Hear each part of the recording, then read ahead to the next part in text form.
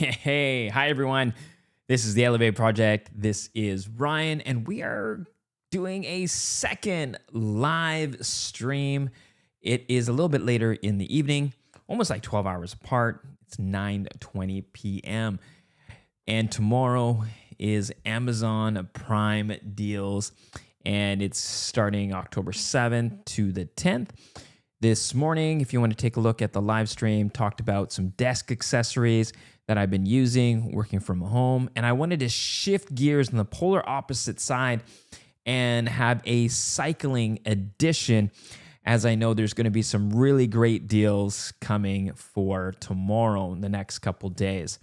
So for those of you that are cyclists and looking to upgrade your bike computers and maybe some tech that you want to check on your health status and take a look at your progress, here are a few things that I've been using for at least, I'd say, the last 6 months to 8 months, specifically getting ready for a cycling event that I did in August, which is the Tour de Victoria, which was a great event.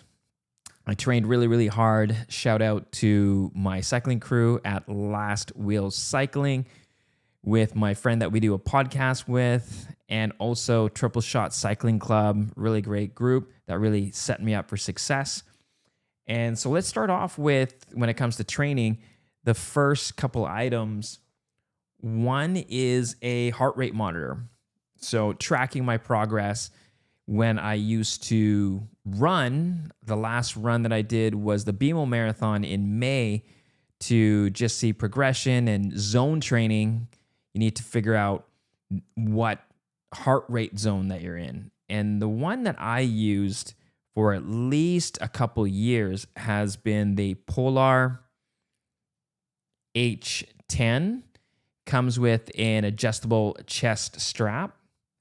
And essentially this just, to get the best heart rate accuracy, is obviously to have a sensor closest to your heart. So this is the one that I've used. It's been really super solid. And yes, there is the heart rate monitor with my Apple Watch and those type of things. It's on your wrist. I'm not saying it's not accurate, but to get the most accuracy, it is one that you can have closest to your heart. So this chest strap. Now, it's not a rechargeable battery. It uses like a watch battery that can be replaced, and running 5, 10 half marathons and full marathons with this heart rate monitor, as well as I've been cycling in the last 18 months. I've only had to replace the battery once. So long battery life and works really well. Now, you have the heart rate monitor and everything's all good, but how are you tracking your heart rate? So for cycling, well, actually, let's back it up. When I did running, I could actually link the heart strap to my Apple Watch and also my iPhone. So it was really nice because I can leave my iPhone at home, connect the heart rate to my Apple Watch, will give me a more accurate heart rate versus the actual Apple Watch sensor on my wrist, which was really nice. Now, cycling, I could definitely do the same thing. And when I first started cycling, a lot of people talked about not just tracking my heart rate, but also tracking my speed and effort. Well, I would say, elevation, so you know when to put out effort and power, is a bike computer. So the bike computer that I actually went with was Garmin, and the first one that I got is the Garmin 540. So this is a really good bike computer. I'm just booting it up right now. What's really nice about it is it can give you a lot of different statistics of what you're looking for during your ride. So for me, I have my total distance. I have my average speed for the ride up to that point. And then it shows me my speed right now. And then I also have my heart rate. So I can also see my heart rate and see where it's at. And then this also has, you can have a little portion of the screen for elevation. So that's my kind of home screen while I'm riding. Now you can customize that any way you like. The nice thing about the Garmin is that it is not just Bluetooth, so you can connect it to your phone and have it sync all your data, and you can post it after hello everybody, it looks like we have a few people here. You can see it through Bluetooth, but it has Ant Plus. So the beautiful thing, it does connect wirelessly through your with your heart rate monitor, as well as you have a power meter or anything like that. You can connect it through the Garmin. Now this is a 540. The beautiful thing about it is this one isn't touchscreen. So if you're worried about touchscreen sensitivity, it does have the manual buttons on the side for power, volume, change through the screens. And if you have a electric shifting bike, so Di2 or SRAM Red, you can actually program the buttons on your shifters to control the screen. So the 540 is much more affordable than the higher end ones. Some downfalls is sometimes it can be cumbersome to get through the menus when you're trying to set things up or you want to change your screens using the physical buttons, which in some cases it's much easier to use a touch screen. The other kind of, I would say, con is if you are getting older, or like myself, my eyesight's getting a little bit worse as I age, is the screen is much smaller. So if you do have a lot of data on one screen, it can sometimes really make it difficult to see what you're actually looking for. And then the last thing is, depending on the weather and lighting conditions, the screen isn't very bright. It's usable. Don't get me wrong, you can still see things. And I use this one now. I did upgrade my bike computer, but I have two bikes. So this one's more dedicated for my gravel bike, where I'm going a little bit slower, trying to get through some technical terrain. And it's okay for me to look down because I'm not going as fast. So that is the Garmin 540. And again, if you are going into cycling and you want to get a bike computer, it's a great option. There is a lower model that's available, but what I like about this model, it's also color screen. So that is a nice benefit to the 540 as well. Now, the upgrade to the 540 is the 840. And the big difference between the 540 and the 840 really is the touchscreen. So the 540, you can use the touchscreen to go through the menus, and in some cases makes it easier. However, the 540 and the 840 in what it's capable of is exactly the same. So if you're looking for touchscreen, 840, and then the 540 is just the physical buttons. Now, from experience, once you have your bike computer set up, you hit a button to start your ride, you hit another button to stop your ride, and my screen is fully set up. Don't necessarily have to change anything. And that's just from my experience. Not a pro, not an expert. However, for I would say, getting serious about your training and looking at the data, it's good to go. Now, there is a higher model, which is what I'm really excited about to show you, because with Prime Days, you're going to get a pretty good deal. So for Prime Days, you're typically going to get the 840, probably for the 540 price. And then the model that I have that I've been using since July is the Garmin 1050. So I'm just booting it up.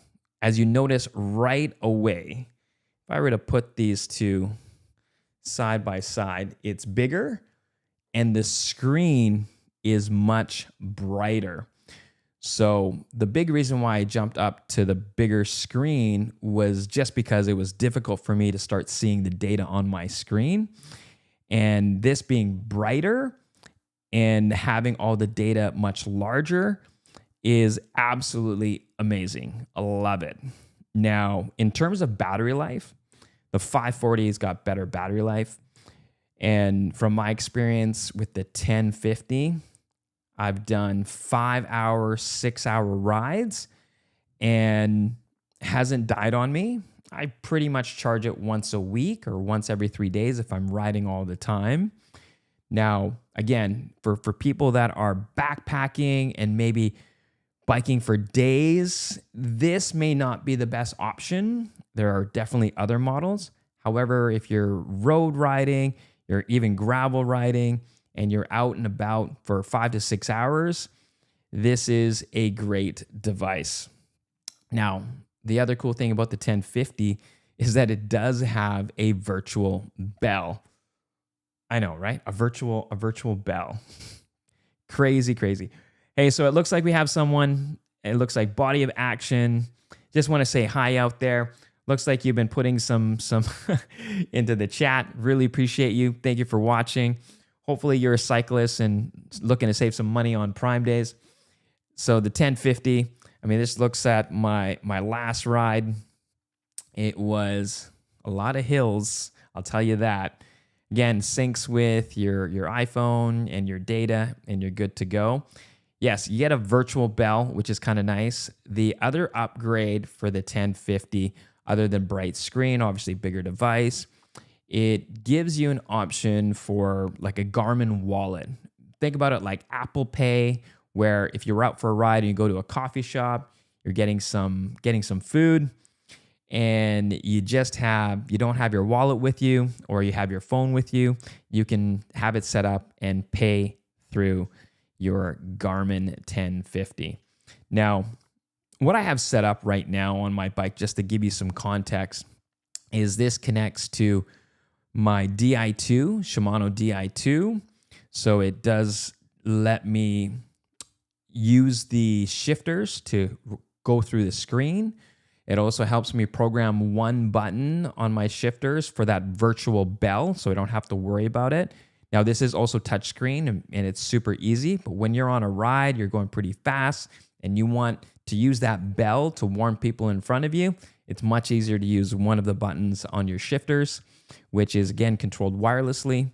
The other thing that I have set up that's connected to the Garmin 1050 is my power meter. So I have some power meter pedals that are connected to this as well, so I can see the power output that I'm doing, making, let's say, during a climb.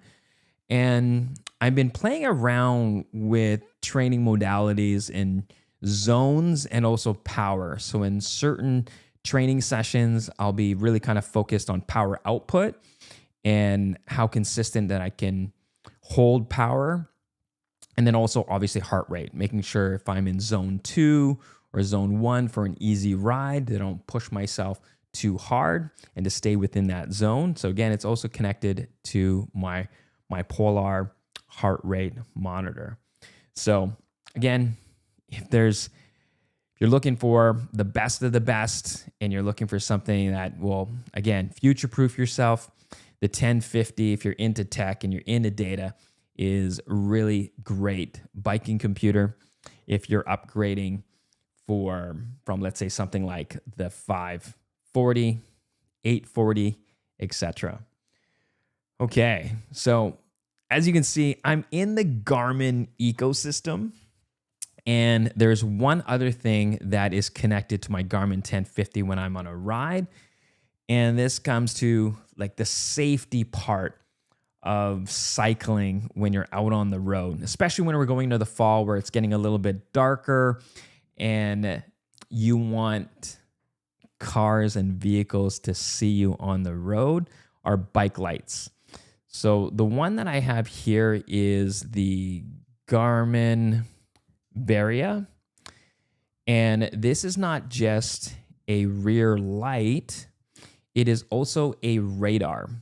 So the cool thing about this is that it connects to your 1050, and it will also connect to the 540 and the 840 as well, and a lot of the other devices in between, and older devices for the last couple of years will connect to this. So what's nice about it is when you have this in the rear of your bike and set up, it will actually detect vehicles and riders behind you and warn you. So it's really nice in that aspect, especially when there's multiple riders on the road or commuters, and very much so for safety if there's any vehicles behind you. So you can either slow down, make sure that you're closer to the curb, and maybe switch over to the bike lane, or just being more cautious and alert for things around you. So this has been amazing. It's a really safety. It's saved my butt multiple times, making me aware. I mean, not all the time, obviously, because you got to think about what's in front of you. And as you can see here, I did have a recent crash, not on my road bike, but on my gravel bike. So I didn't actually have my radar on, but I mean, it was technically my fault. What was happening was in front of me. So let's talk about the front of the bike. And here we go. This one is a Magicshine. This is, I think, 800 lumens. It's nice because if you can see there, now we got to focus. It's actually got 2 bulbs, so you can have it set for lower brightness and full brightness depending on where you ride. You don't necessarily need to have the maximum brightness when there's daylight out. This does either one flashing, so kind of like daylights, which makes just to warn people in front of you that you have a vehicle or you have a cyclist, you're biking, to warn automobiles, pedestrians, other cyclists that you're coming around the corner. Now, for me, this has been a lifesaver because I used to ride with an early cycling group that rides at 6 a.m. in the morning. And in the summer, it wasn't too bad. No big deal. Once it started getting darker, man, I actually used the full brightness of this light. Now, the cool thing about this is not only can this connect with an adapter to your bike mount, it also has a Garmin mount attached that you can screw this into. So let's just say if you want to put your Garmin computer in your pocket, you can just screw this onto the Garmin mount and you're good to go. You're going to get light. Or depending on the mount that you have, like I do, you can have a spot for your Garmin mount on the top and then another one on the bottom that you can connect your light to. So really handy. Love this. If I really need powerful light, this is my go-to. So it's Magicshine bike lights. It's like a metal casing as well. So it's very durable. It has been, again, very bright, and it charges through USB-C. So the nice thing as well, I mean, it's gone on long rides with me, is that there's not replaceable batteries. And because it's USB-C, today, everything basically that I have with electronics is connected through USB-C. So just to be clear, backing up, the 1050 and the 540 both charge through USB-C, which is great. It's amazing.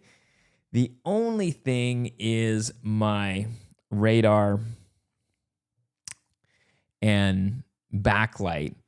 It uses a micro USB. So this one here is the only one that has kind of a different charger. So I have a dedicated spot to charge this, which is okay. Now, again, talking about safety, I wouldn't say it's if, it's when, is when you get a flat. So I do have a nice repair kit that I ride with, either in my jersey or on my bike saddle. And for my gravel bike, I have tube tires. So I have an extra tube, a tire reliever, and I have a CO2 canister, and CO2 is to fill it with air. And my road bike, I'm actually running tubeless. So there's no rubber tube inside of it. And I used to think about like what would happen, and CO2 is not something that I would think would be great with the sealant inside. And there's those mini manual pumps. So I was looking at is the electric pumps. And these things are pretty powerful. I have two of these. The first one is a little bit larger, and this is Fanttik is the brand. And what's nice about this, it does have an adapter at the top to adapt to the two different types of nozzles for different bikes. So there's two major ones. One is a regular one that you would see, and then if you have like a road bike and if you run tubeless, there is another type of, I guess, needle that you need to use a different type of pump or pump adapter. And the cool thing is with this one here, this is the Fanttik X9. It's a little bit larger, and it has an adapter for both those types of nozzles. So if anything happens, you're good to go. You can actually charge this with USB-C, so another bonus. And if I turn this on, it even has a digital display. So you can set it so you don't over pump a tire, and you can pump it to your desired PSI, which works really well. Now, the reason why I have a couple of these is when I go for a bike ride with the family, so it's usually myself, my wife, and my two kids. So that's 4 bikes. And again, it's not if, it's when, you'll eventually going to get a flat. So this one is a little bit larger. And if there is, a flat one with all the 4 bikes, I have the 2 different types of nozzles. So this works. And if everyone gets a flat on a ride, I feel more confident that this will be able to fill all the tires at least once during a ride for a flat. Now, the downside to this is it is larger and it is heavier. So if you're a cyclist, you want to reduce weight as much as possible. But when I'm riding with the family, I'm not going that fast. We're going for a leisure ride. We're going for fun. So I don't mind having this in my saddle or in my jersey. It's not a big deal. It does fit in a back pocket jersey just fine, no big deal. So when I'm on my road bike and I'm going solo, or I am really going for speed, this is the one that I take with me. And this is also by the same company, Fanttik. And it is a smaller electric pump. And you're going to notice that there isn't like a tube like the X9. And this goes directly into the nozzle for the type that works for my road bike. Again, I can't tell you. Maybe I'll put it in the description of the type of needle or whatnot to fill your tire up. And this is super small. Again, this one also has a digital display right there on the back. Again, to ensure that you don't over pump a tire and that you get enough air into the flat.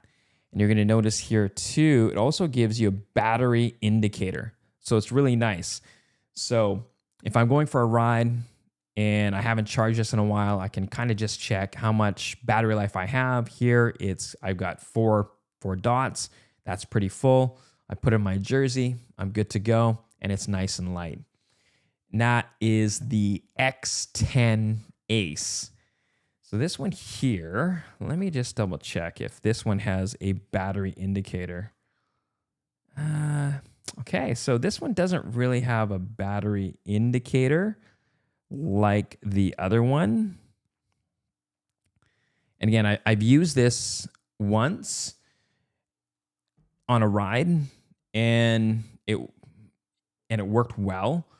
This one here, I haven't used on a ride. I've used it obviously to test it to make sure it works, and they're both great. So again, Fanttik is the brand, and for safety, it's a great electric bike pump. Now, the reason why I kind of went with that brand is I ended up buying one of their bigger electric pumps for my car, and I've used it multiple times. I lived in an area where they were doing construction, and I got multiple flats, and it saved my butt. So I can speak to the quality of the brand, and when it comes to road bikes and my gravel bike and my kid's bike, it does well. And I know if there is a serious flat, especially as it gets dark, this will at least get me home. So those are the ones that I recommend, and should have some great discounts for Prime days. So we've gone over bike computers. We've gone through some lights. Actually, there's one light that I used during the summer, which showed up on my Instagram a lot, and I eventually bought it because it was fairly slick. And it is the Ravemen bike light. Now, this one's a 160, so it's going to only got 160 lumens. It's not that bright, but it has some different settings. So obviously you can have it solid light, and it kind of wraps around as well. You know, if we compare that to this light here, the Magicshine. And what's really unique about this that I absolutely kind of was sold is this connects to your Garmin mount. So you put this on your Garmin mount, and then it has another mount on the top to put your bike computer. So for instance, here, when I go for a ride and it's a little bit dark outside, I can put my Garmin and attach it to the light, and then put the light onto my Garmin mount on my bike. So it works really, really well. Now, with 160 lumens, it's not that bright. You can get it in 300 and even 500 lumens. So when it's really dark, to be honest, I use this guy. I use this guy right here. I use the Magicshine, 100%. However, this one is so slick, so light, so thin. It's a great daylight. So during the day, always have a light with you for safety. That's the one I definitely go with for sure. Now, we got the bike pumps. The other piece of tech, actually the one last piece of tech that I'm going to be talking about is the SHOKZ OpenRun Pro 2. So these are the ones that I use when I'm on the road, specifically on solo rides. Obviously, if I'm in group rides or whatnot, it's a good social atmosphere, and you want to be able to chat with the people around you. But when I'm going on a solo ride, and if you're a cyclist, you can attest to this, you're going to be out sometimes 2 to 4, 5 hours on the road. And sometimes the scenery is amazing. However, you want to kind of have some music or something with you to kind of motivate you to get through that last little bit. And I chose the SHOKZ. Now, I originally got these for running. And what I found was I ran a lot better without music. And depending on the event that you do, they don't accept, or they don't allow headphones, just for safety and make sure that you can see the people that are volunteering to direct you if they need to redirect you off the path. So I think it's similar for cycling as well. So the nice thing about the SHOKZ, one, it is over the ear. So the reason why I like the over the ear is because the in-ear headphones, especially when I'm running or cycling and I get too sweaty, never stays in my ear. So I'm always looking for over the ear headphones. Second, the other reason why I like these, it's like a band, so it goes around and kind of keeps everything in place. And I know I won't lose one of the headphones, especially when you get wireless headphones. You get one per ear. And this one goes across the back versus over the head. So that's the second thing that I like about these. Two, they're open ear. So if there's things around me, especially when you're cycling for safety, you do want to be able to hear someone honking at you or yelling at you or warning you, so you can still hear your surroundings. So those are the three big reasons why I chose these. Now, if you're listening to music, I mean, it's not you're going to get better sound quality out of in-ear headphones for sure. And when I'm riding, I'm actually typically listening to either ebooks or podcasts. So one of the big podcasts I like to listen to for cycling, just a little plug here, is Last Wheel Cycling. So it's a podcast with my friend and myself, and we kind of chat about him, and we have people from our cycling group, etc., just talking about cycling. And then, of course, listen to The Move. So for those of you that know Lance Armstrong and that group, talking about the Tour de France and the European and the World Tour, listen to that podcast as well. It's just nice. I will listen to music sometimes, but very, very rarely, because again, these aren't that great for sound quality for music. There's not a lot of bass or anything like that. However, for talking, like podcasts, etc., they are great. So these are the SHOKZ OpenRun Pro 2s. And these are also rechargeable through USB-C. So that's kind of the main reason why I got the 2s versus the first generation, because of that USB-C. Again, a lot of things that I'm talking about today have USB-C charging. It's nice to have a universal charging cable, so in case you lose one, you have something available around you. So that's kind of the tech that I have that I use personally for cycling, and should be able to get some savings during the prime days. Now, something that isn't tech that I use on every ride is water bottles. And there's two types, because if you just got into cycling and you think any water bottle is going to work great, yeah, it kind of depends. So my favorite go-to brand is CamelBak. This one is my favorite because it's the insulated chilled series. So it's the Podium series as well, which is, I guess, just kind of the shape of the bottle. This one is a 21 ounce. I also have a matching color of this in the 24 ounce. And what I like about it, it's insulated, so it keeps things cooler longer, especially during the summer. This has been amazing. Now, for the other water bottles, this is the Chill series. And what I love about this, it comes in so many different colors and squeezable, makes it really easy, especially when you're on a ride. And the cool thing is, and I don't think this is proprietary, it has a open and close. So you can really, if you put any, I would say, carb drink or energy powder and you need to shake the bottle, what's really nice about this is you can lock it and kind of seal it, and mix your drink in here. I use Element.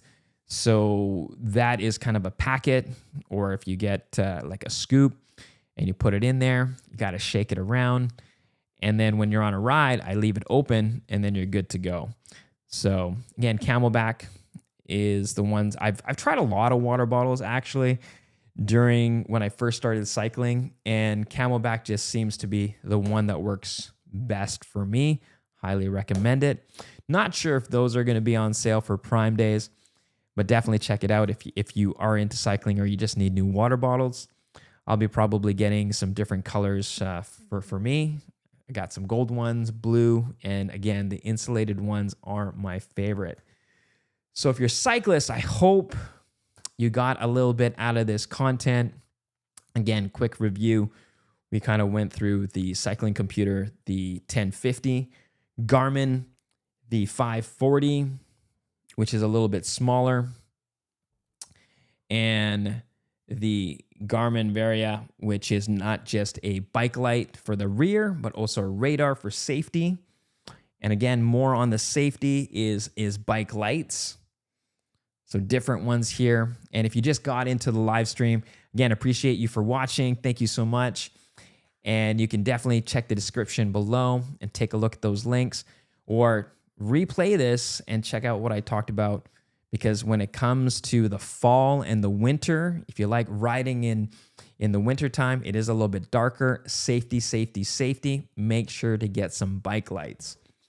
And then, of course, if you ever get a flat out there, we talked about some electric bike pumps. Again, this is the Fanttik X9.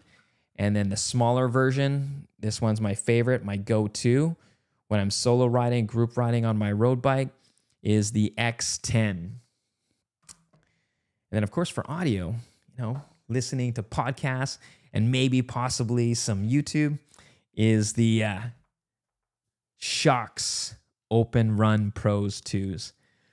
Well, hey, thank you so much. This is a little bit of a late live stream. Hopefully you can get onto Prime Days from tomorrow on. I believe it's from the 7th to the 10th. Check out my links below and hopefully save some money. And if you want to learn more, let's say if you want me to deep dive on any of the things that I've talked about, please leave a comment. I'll stick around here for the next 5 minutes because it looks like we have a few people in the chat. If you want to add something into the chat, let me take a look if there's any questions right now. We're good. Hey, shout out to you again, Boys of Action. Love it. Thank you so much. Thank you for joining. Thanks for adding and being engaged in there. Really appreciate you. It looks like there's a few more people. So again, this live stream about is the cycling edition, some tech that we like to use.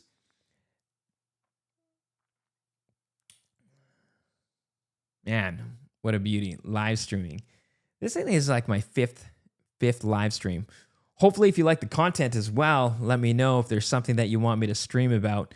Typically for the Elev8 project, we talk about tech, talk about working from home, literally about content creation and gear guides, gear reviews.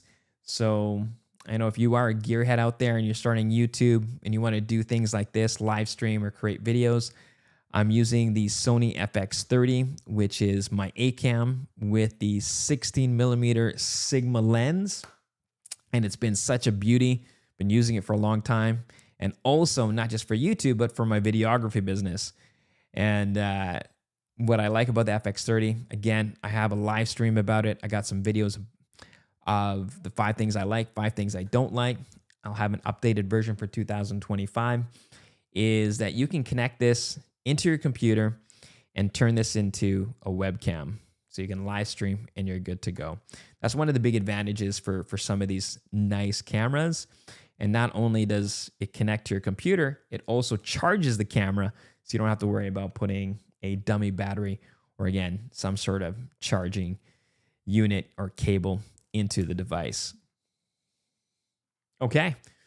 Well, I think that's it for me. Again, I appreciate your time. Thank you so much. Appreciate you. Again, leave some comments and let me know if you want to get more content like this. Until then, I'll catch you in the next one.